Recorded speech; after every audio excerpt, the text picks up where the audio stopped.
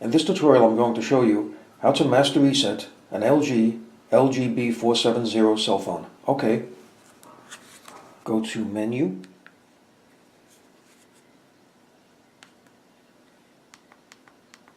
Settings, Phone Settings, Reset Settings, Master Reset, yes. Now enter 0000, okay.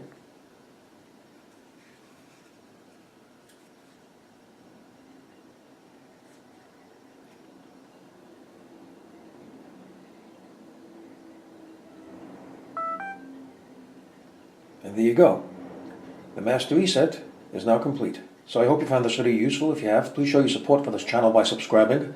Feel free to leave comments. Please like up this video, and thank you for tuning in.